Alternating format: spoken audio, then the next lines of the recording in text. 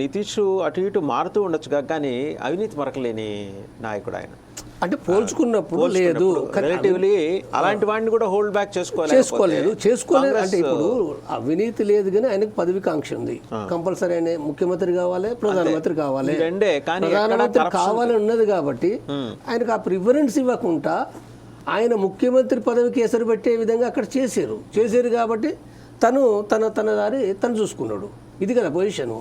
అంటే ఈ పొజిషన్ అంటే నేను ఎందుకు చెప్తున్నంటే బీజేపీ గురించి, బీజేపీ 10 సంవత్సరాల కాలంలో ఏం చేసిందని మనం ప్రశ్నించుకున్నప్పుడు దేశం లోపల అసంతృప్తి తీవ్రంగా ఉన్నది. ఈ విషయాన్ని మనం గమనించాలి. అంటే ఛత్తీస్గఢ్, మధ్యప్రదేశ్, రాజస్థాన్ ఎన్నికలు అనేటి ఈ ప్రామాణికం కాదు, కొంతవరకు ప్రామాణికం నా దృష్టిలో. ఎందుకనంటే అక్కడ కాంగ్రెస్ గవర్నమెంట్ ఇప్పుడు ఇలా ఛత్తీస్గఢ్ ఉంది.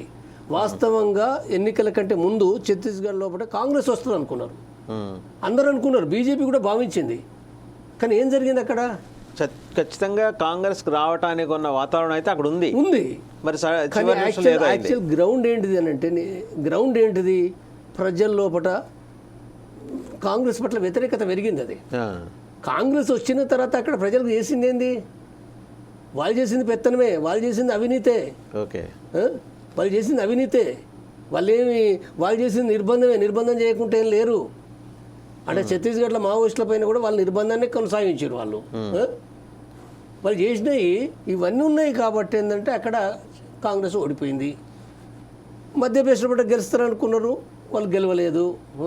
కాబట్టి ఇవన్నీ మనం దృష్టిలో పెట్టుకున్నప్పుడు ఏంటంటే దేశం లోపల టోటల్గా గమనించినప్పుడు ఇప్పుడు మధ్యప్రదేశ్, రాజస్థాన్ లోపల కూడా బీజేపీకి వచ్చిన ఎంత మెజారిటీకి వచ్చింది? అది చాలా బంపర్ మెజారిటీ ఏం కాదు, కొద్ది డిఫరెన్స్ ఉంది. కాబట్టి అంటే దేశం లోపల కూడా మనం గమనించి ఇప్పుడు ఒకవేళ అంత మెజారిటీగా అనుకుంటే మరి బీజేపీ వాళ్ళు, మోడీ మరి ఇతరులతో పొత్తు పెట్టుకోవడానికి